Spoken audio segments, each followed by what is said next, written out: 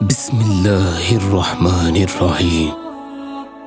اللہ کے نام سے شروع جو بڑا مہربان اور نہایت رحم والا ہے۔ حضرت عمر کی عدالت کا عجیب واقعہ۔ دوپہر کا وقت تھا اور عرب کا تپتا ہوا ریگستان۔ ایک عربی نوجوان اونٹ پر سوار تیزی سے جا رہا تھا۔ اس کی کوشش تھی کہ کوئی نقلستان مل جائے جہاں وہ دوپہر کو آرام کر سکے۔ دور سے اس کو ایک کھجور کا جھنڈ نظر آیا۔ اس نے اونٹ کو اور تیز کر دیا اور تھوڑی دیر بعد وہ ایک خوبصورت نقلستان میں پہنچ گیا۔ درختوں کے سائے میں پہنچ کر وہ اونٹ سے اترا اور اس کو بٹھا کر اس کا گھٹنا باندھ دیا۔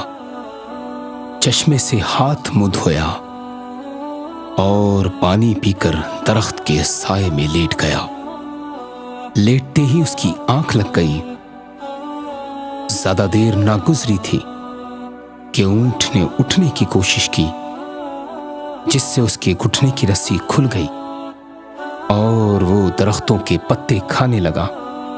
نقلستان کے بوڑھے مالک نے اونٹ کے مالک کو آواز دی، مگر نوجوان تو گہری نیند میں سویا تھا۔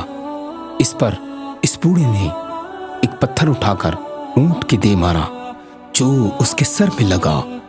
اتفاق کی بات یہ تھی کہ یہ ضرب ایسی کاری ثابت ہوئی کہ اونٹ وہیں ڈھیر ہو گیا۔ پچھلے پہر نوجوان بیدار ہوا اور ادھر اونٹ کو تلاش کرنے لگا۔ تھوڑی دیر بعد ہی باغ میں سے اس کا اونٹ مردہ حالت میں ملا۔ یہ دیکھ کر نوجوان کی آنکھوں میں خون اتر آیا۔ سامنے اس نے دیکھا کہ ایک بوڑھا اس کی طرف چلا آ رہا ہے۔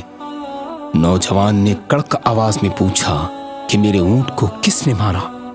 بوڑھے کے منہ سے ابھی یہ الفاظ نکلے ہی تھے کہ اتفاقیہ طور پر یہ مجھ سے ہوا کہ نوجوان نے جھپٹ کر اس کا گلا دبوچ دیا۔ فوراً بعد ہی بوڑھے کا بے جان لاشا زمین پر پڑا تھا۔ نوجوان ابھی حیرت سے بوڑھے کی لاش کو ہی دیکھ رہا تھا۔ پیچھے سے دو نوجوان نے آ کر اس مسافر کو پکڑ لیا۔ خلیفہ دویم حضرت عمر فاروق رضی اللہ تعالی عنہ کا دور خلافت تھا۔ مدینہ اس جگہ سے قریب ہی تھا۔ بوڑھے کے بیٹے اس نوجوان کو پکڑ کر دربار فاروقی میں لے گئے اور تمام ماجرا عرض کیا کہ اس نوجوان نے ہمارے بوڑھے باپ کو بلا وجہ ہلاک کر دیا۔ نوجوان نے معذرت کرتے ہوئے اقبال جرم کیا اور عدالت نے بوڑھے کو ہلاک کرنے کے جرم میں اسے سزائے موت کا حکم سنا دیا۔ جب امیر المومنین نے اس کی آخری خواہش دریافت فرمائی تو نوجوان نے عرض کیا، یا امیر المومنین، نبی کریم صلی اللہ علیہ وآلہ وسلم کا فرمان عالی شان ہے کہ اپنے سر پر قرض لے کر نہ مرو، اور مجھ پر ایک یہودی کا قرض ہے، لہذا مجھے اجازت دی جائے کہ میں اس قرض کو بباق کراؤں اور اپنی سزا بھگتوں۔ حضرت عمر فاروق نے فرمایا، ٹھیک ہے، اگر کوئی تمہاری ضمانت دے سکے تو مجھے تمہیں عارضی طور پر رہا کرنے میں کوئی دقت نہیں۔ نوجوان نے مجمع پہ نظر ڈالی۔ اس میں ایک بھی اس نوجوان کا واقف نہیں تھا۔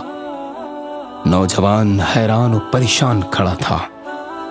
حضرت ابو ذر غفاری کھڑے ہوئے اور عرض کی، اے امیر المومنین، میں اس نوجوان کی ضمانت دیتا ہوں۔ حضرت ابو ذر غفاری کے اس جملے نے مجمع پر سناٹا طاری کر دیا۔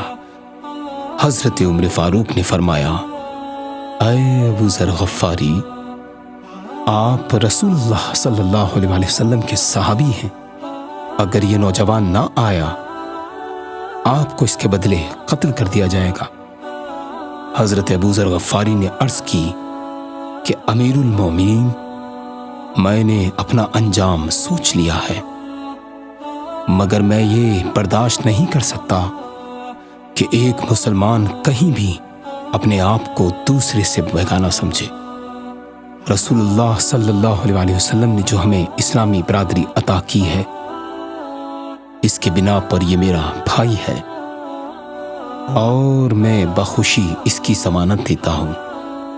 نوجوان کو آزاد کر دیا گیا اور اس کی واپسی کے لیے ایک مدت متعین کر دی گئی۔ نوجوان بہت دور دراز علاقے کا رہنے والا تھا۔ منزل طے کرتے ہوئے اپنے گھر پہنچا اور اپنے گھر والوں کو تمام واقعہ سنایا، جس سے پورے گھر میں کوہرام مچ گیا۔ بہت سے لوگوں نے صلاح دی کہ یہاں تمہیں کون پکڑنے آئے گا، اب مدینے نہ جاؤ، لیکن اس کا ایک ہی جواب تھا کہ مسلمان کبھی غلط وعدہ نہیں کرتا، اس لیے میں ضرور جاؤں گا۔ چنانچہ اس یہودی کا قرض ادا کرنے کے بعد وہ ایک تیز رفتار کے ساتھ مدینے کی طرف چل پڑا۔ آج اس نوجوان کی میعاد کا آخری دن تھا۔ سب کو یقین تھا کہ رسول اللہ صلی اللہ علیہ وآلہ وسلم کے صحابی حضرت ابو ذر غفاری اس عربی نوجوان کے بدلے میں قتل کیے جائیں گے۔ حضرت عمر کو بھی بڑا رنج تھا اور آپ سخت پریشان تھے۔ چون چون وقت گزرتا چلا جا رہا تھا، سب کی پریشانی بڑھتی چلی جا رہی تھی۔ عوام کی نگاہیں آنے والے راستے پر جمی تھیں، ادھر سے کسی کے آنے کا نام و نشان تک نظر نہ آتا۔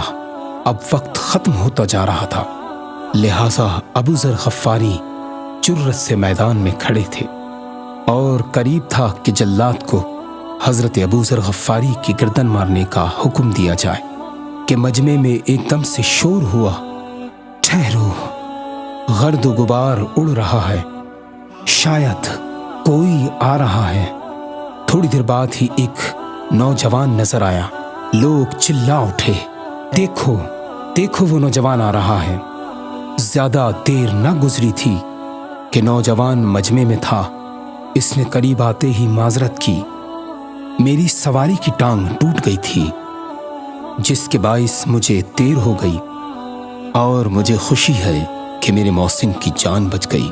اب میں ہر سزا بھگتنے کے لیے تیار ہوں۔